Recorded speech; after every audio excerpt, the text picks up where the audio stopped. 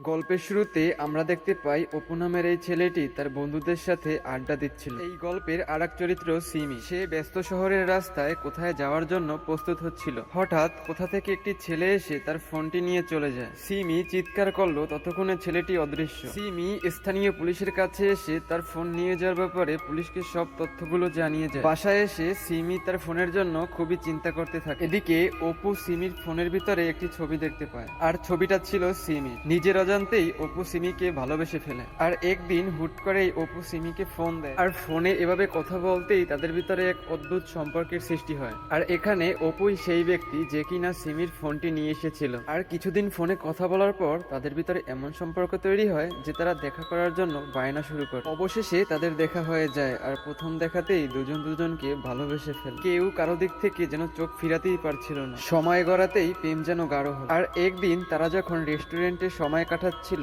আর police তখন ফোনের লোকেশনের মাধ্যমে সিমির হারিয়ে যাওয়া ফোনের কাছে পৌঁছে। অপু বুঝতেই পারেনি যে সামনে কি হতে চলেছে। পুলিশ সিমিকে জিজ্ঞেস করে, আপনি যে ফোনটি পেয়েছেন তা আমাকে জানাননি কেন? সিমি অবাক হয়ে বলে, ফোনটি তো আপনার পাবার কথা, আমি কেন পাবো? তখন পুলিশ অপুকে সন্দেহ করে, আর তার পকেট থেকে সেই ফোনটি পাওয়া যায় যা ছিল সিমির ফোন। এমন অবস্থায় সিমিরও বুঝতে বাকি রইল না যে ছেলেটি তার ফোনটি নিয়েছিল সেই ছেলেটি অপু। সিমি ভাবতেই পারছে না যাকে সে ভালোবেসেছে সেই ছেলেটি তার হাতে থাকা ফোনটি ছিনতাই করে নিয়েছিল। আর অল্প পরিচয়ে সিমি অপুকে অনেক বেশি ভালোবেসেছিল, তাকে যেন সিমি ভুলতেই পারছিল না। আর সিমির বাবা এইসব কথা শুনে সিমির বিয়ে ঠিক করে অন্য জায়গায়। আর এদিকে অপু পুলিশের হাত থেকে ছাড়া পেয়ে সরাসরি সিমির কাছে পৌঁছায়। অপু সিমিকে এটাই বোঝাতে চাচ্ছিল যে এই কাজটি সে তার বন্ধুদের সাথে বাজি ধরে করেছে। আর সিমি এসব কথা কিছুতেই বিশ্বাস করতে চাইছিল না। প্রিয় মানুষটি সিমির সাথে যে এই কাজটি করবে সিমি সেটি কখনোই মানতে পারছিল না। আর পরের দিনই সিমির বিয়ের আয়োজন শুরু হয়ে যায়। আর অপু সিমির সামনে গিয়ে হাজির হয় এটা বোঝানোর জন্য